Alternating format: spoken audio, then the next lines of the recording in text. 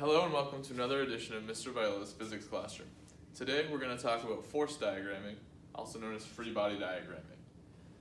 So the first thing we want to look at when we're force diagramming, or making a force diagram, is what are my potential forces that could be in a diagram. So the ones we've gone over in class so far would be Fg, the force of gravity, Fn, the normal force, Ff, the force of friction, Fa, the applied force, Fd, the force of drag, and Ft, tension force. So we've gone over these 6 forces, and we've kind of talked about situations where you would see them. So if we can go over a couple of these now, and we'll go through some situations and what these might look like when I'm force diagramming. So the most common or obvious situation would be any object just sitting on a table or a bench or on the floor, even you standing in your room. So if I were to force diagram this, I start with a dot. Now as we remember, the dot is the center of mass of the object. So we pretty much condense any object down to this single dot in the middle. Coming off of that are going to be our forces. Now everything on Earth is under the force of gravity. So I can always start with that. And the force of gravity always points straight down. After that, I have to look at what else I have. Now this isn't moving, it's not accelerating, it's not doing anything other than just sitting there. It's not suspended from anything. And so the only other force on this right now is the normal. So I have gravity and I have normal, and if you want to do this in kind of a math way, they are equal and opposite. Remember, balanced forces means no acceleration. There is nothing accelerating here, so I need to have balanced forces that cancel out. A slightly more difficult one would be if I started to take this very same block and I started to push it, and maybe in this case I push it to the left. If I push it to the left, I've added a couple forces. The first, and hopefully most obvious one, is that I've now added an applied force. I'm pushing it. I'm the applied force. That's why it's moving to the left. Now, here's where you have to be really careful in the question. Is it moving at a constant velocity to the left, or is it accelerating to the left? If it's accelerating to the left, that means that when I draw in the friction force, it's got to be smaller than the applied force. Because remember, unbalanced forces mean I have acceleration. If it's at a constant velocity to the left, then I would draw the friction force larger, and they would be equal to each other. So balanced forces means no acceleration. It means constant velocity. Whether that constant velocity is 0, or it's something above 0, or a negative velocity depending on the direction, it means we have balanced forces if it's constant. So in this case, this would mean this is being pushed at a constant velocity. I've overcome static friction, I'm overcoming kinetic friction, and I'm moving at a constant velocity. So we have boxes that just sit there. If we push them, we could also have perhaps a box that's hanging from the ceiling.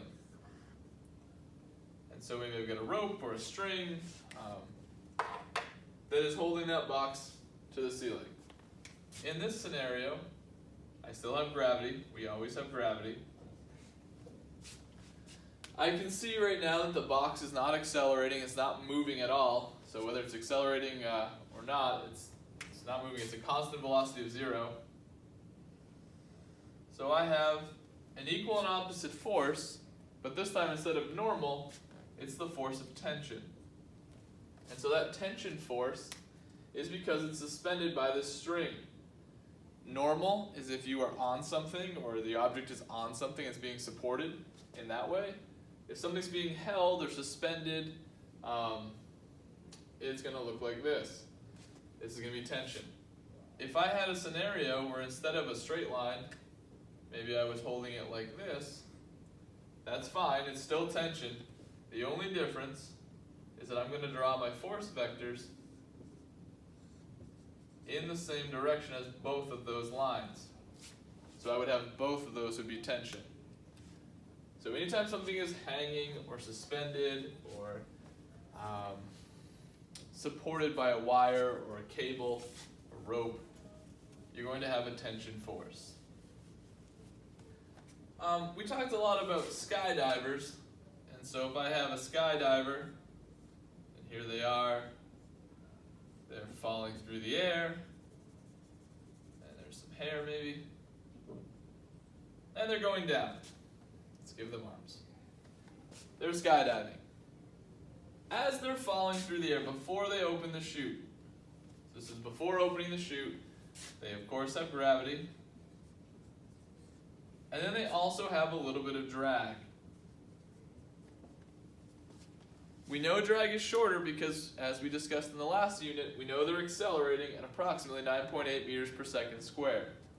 Drag will slow them down a little bit, but it's not going to give you a constant velocity until you hit terminal velocity. So unless otherwise stated, assume we're accelerating if something is free falling.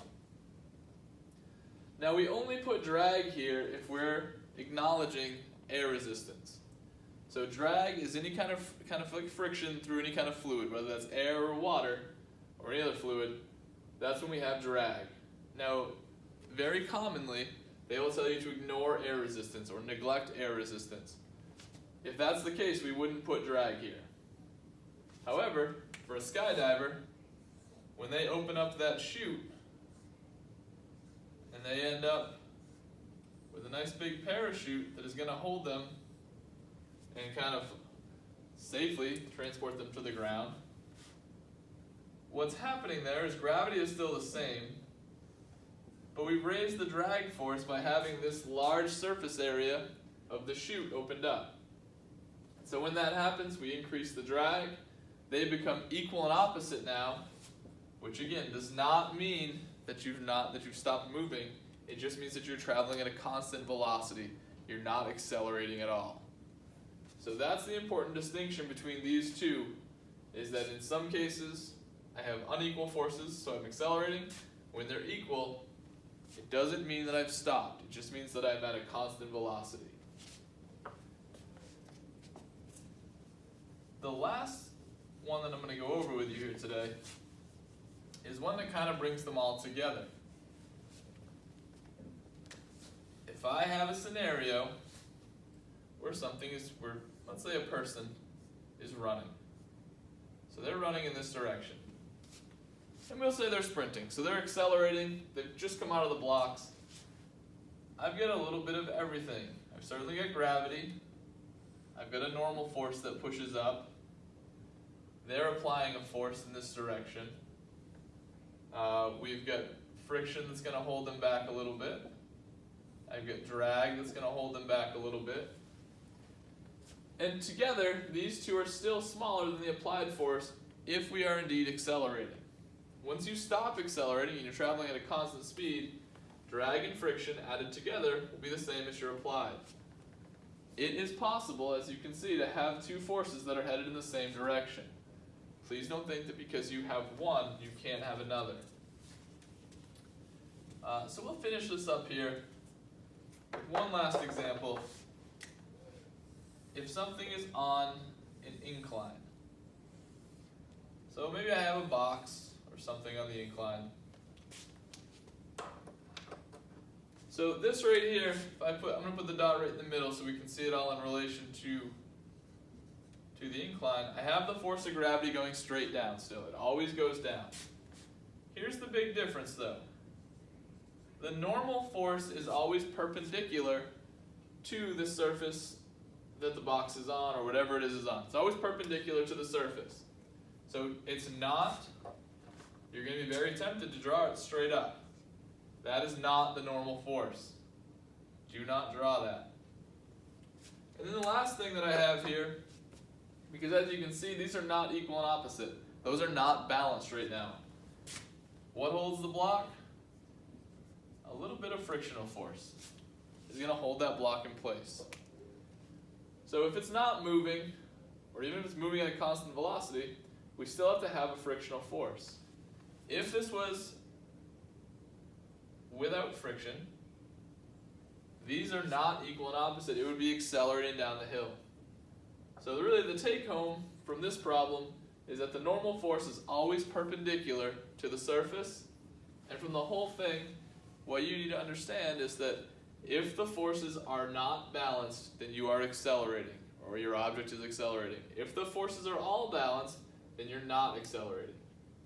Thank you. Good luck on your quiz.